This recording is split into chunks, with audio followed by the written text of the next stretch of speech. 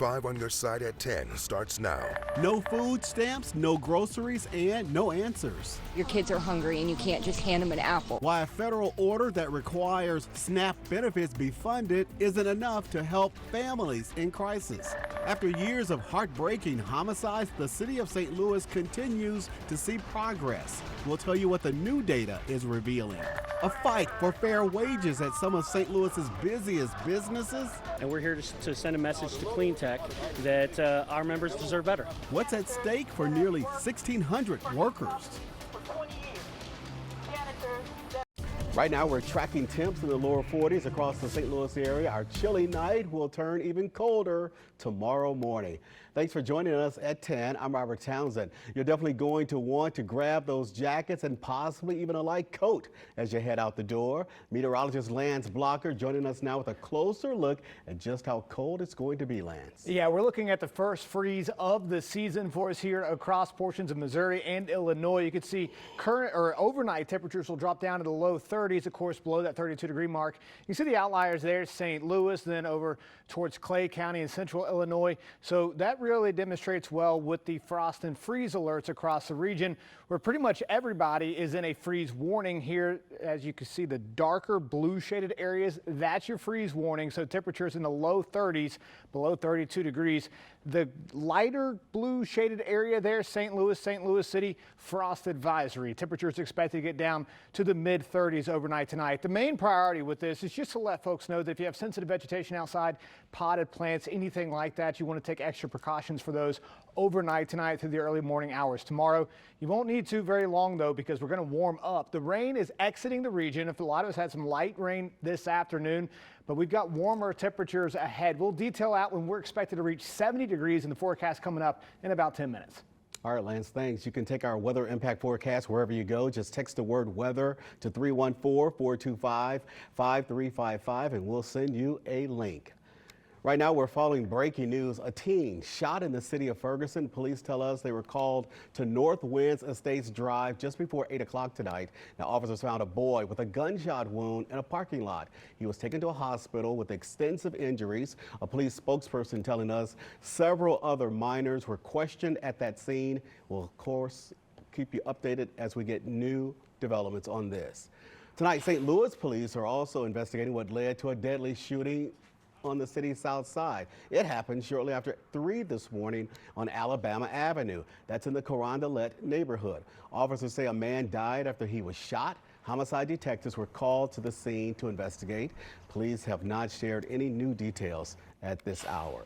Tonight, new data shows St. Louis homicide rates are at their lowest in more than a decade. St. Louis metropolitan data from January through October of this year shows there have been 119 homicides in the city. That's the lowest since 2013, which reported 94 deaths. The last time the city saw even lower numbers was in 2003 with 63 killings. Police say the total homicide rates have been trending down every year since 2020. That year saw 221 deaths in the city, which is the highest total over the past decade. Well, today, dozens of janitors with the Service Employees International Union rallied outside Anheuser-Busch's flagship brewery. The brewery is just one of the many buildings across the St. Louis area where these janitors are currently with this union, and that's where they work. They also work at schools and warehouses. Their most recent contract with cleaning contractors expired yesterday.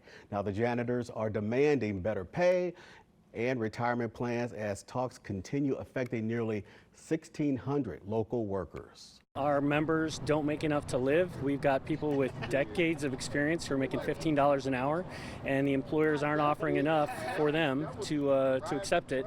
They're actually even proposing to take away dental insurance. And we're here to send a message to Clean Tech that our members deserve better. Union members plan to vote on a new contract offer in 2 weeks. We've reached out to cleaning contractor Clean Tech for comment. As of tonight, we have not heard back.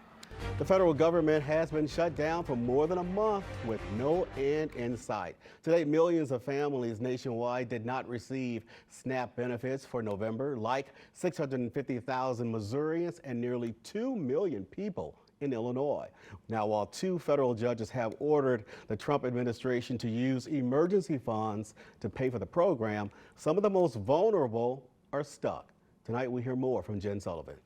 Decorations hang outside the Underwoods' home as they wrap up Halloween celebrations.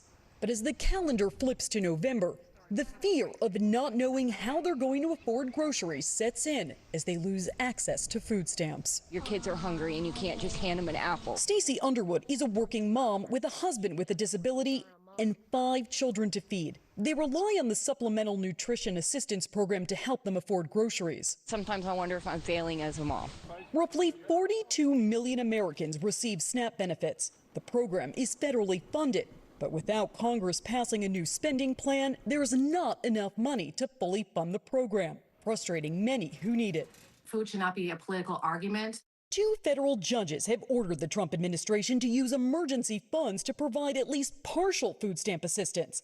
And President Donald Trump says his lawyers are asking the courts for legal direction, but ultimately said ending the shutdown would be the best solution. All they have to do is say the government is open and that's the end of it.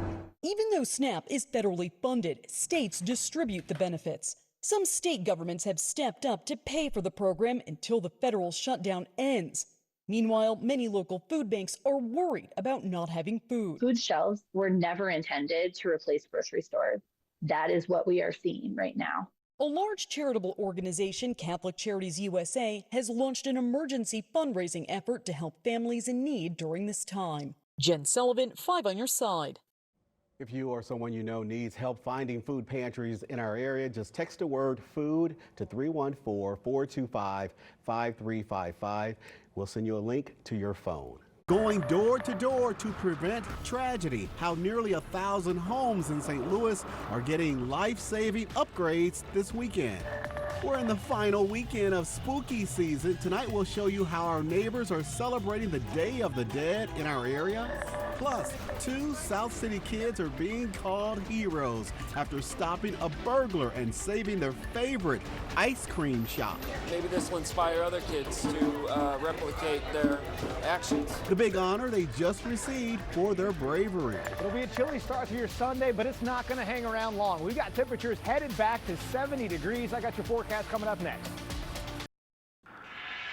The American Red Cross and St. Louis Fire Department are teaming up this weekend to promote fire safety. Now, they spent the day going door to door, installing nearly 1,000 smoke alarms all across the city. The Red Cross says it typically sees an uptick in home fires during the winter months. Besides just checking your smoke alarms, the organization has a few tips to help keep your family safe if a fire breaks out. Sitting down with your family and talking through how you can get out of the house. Do you know 2 ways to get out of your house in under 2 minutes in case that there is a fire? If you have family coming in from out of town, make sure that they're familiar with your house. Do they know 2 ways of getting out of the house? And never leave any of your cooking unattended. Experts also say you should keep at least 1 smoke detector on every floor of your home, plus 1 in each bedroom. And if you need one, just reach out to the fire department. Well, after that, St. Louis Fire Department hosted its annual Fall-O-Ween party. Lots of kids in costumes. Check them out. Got to go trunk or treating at the department's headquarters on North Jefferson. The event also included free food, music, and lots of activities.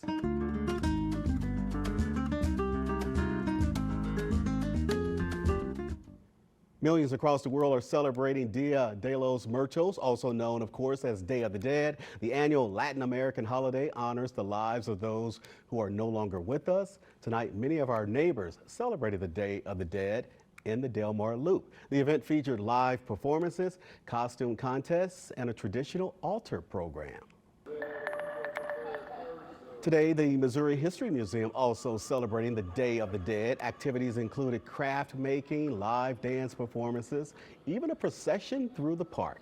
People also got a close-up look at different handmade altars. The museum says each one represented a variety of Latin American traditions. It's a way of honoring the legacy that we are a part of. It's a way of acknowledging that we have shoulders that we're standing on, but it's also a way of continuing that legacy. So, you know, people move on, but their legacy lives on and is with us. always a well-attended event. And if you could not make it to today's celebration, this event continues tomorrow from 10 a.m. until 5 p.m. Well, 2 young boys, one bold move, and an ice cream shop in danger. How these pint-sized heroes stopped a crime and why the mayor tells us they're inspiring the city. Tonight, 2 South City kids are being hailed as heroes after stopping a break-in at a local ice cream shop. We first told you about their story a few weeks ago, and today Mayor Kara Spencer honored the boys with some pretty special awards for their bravery. 5 on your side's Reagan DeTrolio takes us to the cool ceremony celebrating their courageous actions. Cheers erupted Saturday as St. Louis Mayor Kara Spencer honored 2 young South City boys with Good Samaritan awards. 11-year-old Jason Cooper and his 9-year-old cousin Adonis Pickens stopped a burglar from breaking into their favorite ice cream shop, Jamie's Frozen Custard and Waffles on South Broadway. Maybe this will inspire other kids to replicate their actions. Ice cream shop owner Aaron Reish is grateful for the boys' bravery. Last month before the shop opened, the 2 kids noticed broken glass at the front of the store. Pickens confronted the intruder while Cooper called 911. It's got way bigger than I anticipated. The kids really deserve it, though. It's amazing what they did. Their bravery should be accommodated. And on Saturday, it was. But Cooper says they'd do anything to help out their mentor and friend. If y'all don't know who Aaron is, that's the man of the shop. All the stuff you do to me, I just had to. The whole community showed up to honor the boys' leadership and initiative. It's just a lot of people here, and I was shy at first. But then more people just keep on showing. Wow, I mean, these are just 2 of the most exemplary, residents, people within your community, the kind of folks that you want to have as neighbors and as friends to a business like James. And the boys' moms agree the shop has made a positive impact on their sons. Most kids be running the streets or trying to get in trouble. It's been a good outlook for him. He loves to come around. He comes around here every day. I think he changed the kids too, because they was real bad at first. He always been brave, and it make me nervous, but it's a good thing. And I think that, I don't know, he becoming his own little man. That's how I look at it. Reporting in South City, St. Louis, I'm Reagan DeTrolio, 5 on your side. Our hats off to those cool kids. Now, during today's celebration, Mayor Spencer also discussed the city's winter safety plan. Earlier this week, city leaders laid out their vision for tackling the challenges of winter. The mayor is proposing 3 bills to provide $13 million in support. Mayor Spencer says the money will fund more shelter spaces, rental assistance, and home repairs for homes damaged by the May 16th tornado. I want to make sure that we don't see any loss of life as a result of inclement weather. When temperatures fall below freezing, it's always very, very dangerous to sleep outside. And so we're taking a very serious approach to ensuring that we have additional resources, especially given the tornado. City leaders plan to suspend the council rules to expedite the approval process before it gets too cold. The bills will then be introduced and heard in committee. They hope to pass all 3 bills in the coming weeks. Well, as we inch closer to winter, some of our neighbors could use your help. Right now, the annual Warner's Warm-Up Coat Drive is going on until tomorrow. They're asking people to donate new or gently used coats. There are more than 100 locations accepting donations around the St. Louis area. You can find them by clicking on this story under the As Seen on TV tab on KSDK.com. Well, as we just said a few minutes ago, you might just need to pull out that coat come morning. Meteorologist Lance Blocker, what say you? Yeah, gonna need it. It's gonna be a chilly start to our Sunday, but you won't need it very long. We've got great weather ahead next week, but again, overnight tonight, some of the coldest temperatures we've seen so far this year. And again, freeze warnings in effect as a result of that. Low 30s in the darker blue shaded areas, mid 30s for us here in St. Louis County, St. Louis City as well. That means it's just a frost advisory. Everybody's going to be chilly tomorrow morning across the region. We'll warm up a little bit through the afternoon, only in the lower 50s, low to mid 50s, that is, across the region under a mostly sunny sky. Light winds, too. So honestly, in the sunshine, it might feel pretty good, but it's going to feel great as we get into next week. Highs in the low 60s on Monday, low 70s Tuesday and Wednesday. Those are the days to be outside. If you can be outside doing anything, Tuesday and Wednesday, those are your days. All right, we'll have high pressure in the region. This starts on Wednesday here. As I put this in motion, we've got not just one, but two systems on the way that could deliver more rain next weekend. This is going to be Thursday night, overnight. As of right now, forecast models have been variable on the timing for this, but we expect this to move in from the northwest, bringing scattered showers to the area overnight Thursday night on into very early on Friday. That pushes east. We don't have to wait very long for the next one either. Here comes another front out of the northwest. This is Saturday, so that one moves through Thursday night into Friday morning. We get a break Friday. As of right now, not expecting any rain Friday night, and then this next system arrives on Saturday. This could bring more widespread showers. The variable with that is how much moisture we have in the atmosphere once this front arrives. It's going to be pretty quick, back to back. So hopefully we can get the chance of rain. Most of us still under a drought condition, so we'll take it as we can get it. High pressure settles back into the region. That could warm us back up. This is the extended forecast view through the second week of November. Warmer than average conditions there, November 8th through the 14th. So again, in the meantime, though, the focus, of course, being on the fact that we could get a couple of rain chances. But in the meantime, let's enjoy the nice weather next week. Highs in the low 70s Tuesday and Wednesday. If you're going to use a day off, or 2 days off, Tuesday and Wednesday, those are your best bets. An early November chill? Yeah, well, for tonight, and then we warm up later on. All right, Lance, thanks. Corey's here now with what's coming up in sports. Well, Robert, the Blues tried to avoid a 7-game losing streak. The Dodgers and Blue Jays are playing a World Series Game 7 Classic. We had some great high school football playoff action around town. Sports is on deck after the break.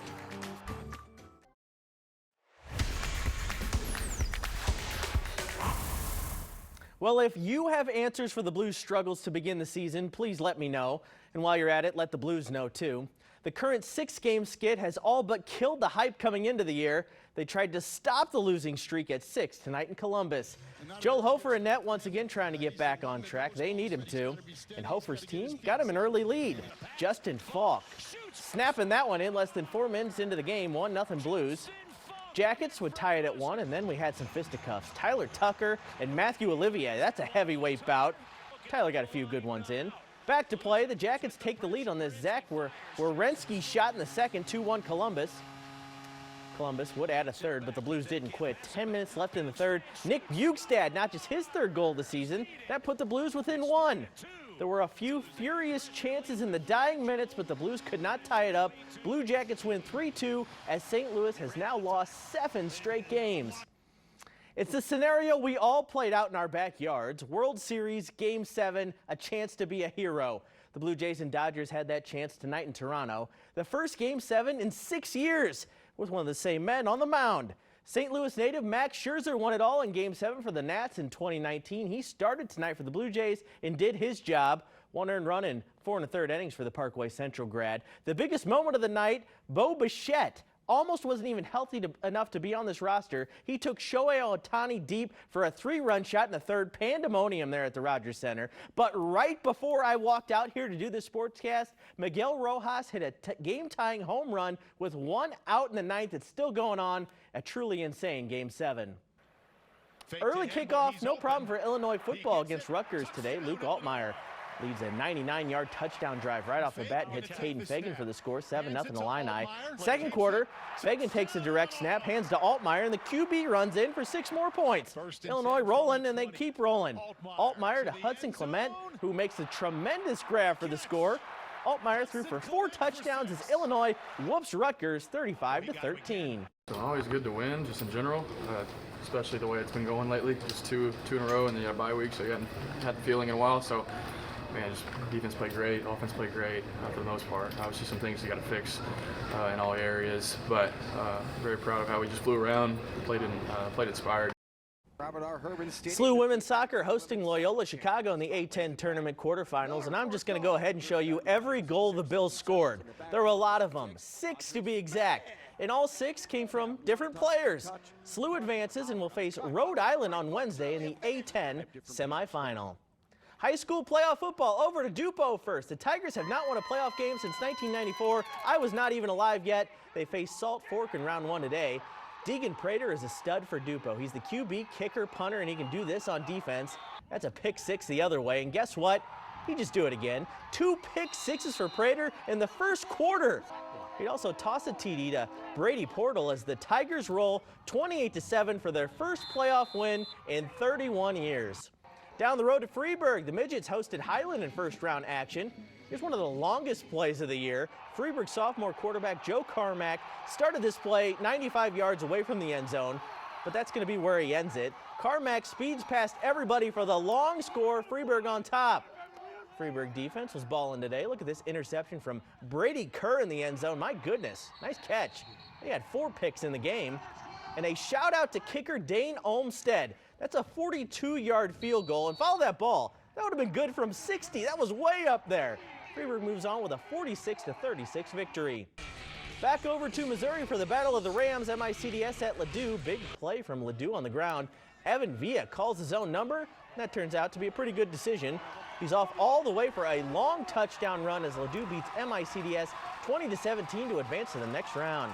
Big college basketball commitment in town today. 4-star center Tristan Reed, formerly at John Burroughs, now at Link Academy in Branson, is headed to Mississippi State. He picked the Bulldogs over Mizzou, Michigan State, Ohio State, and Maryland. Here's what he had to say about his decision. Mississippi State felt like that was a place where I could grow, where I could succeed, high level, being able to play. I trust Coach Jans, I trust the coaching staff.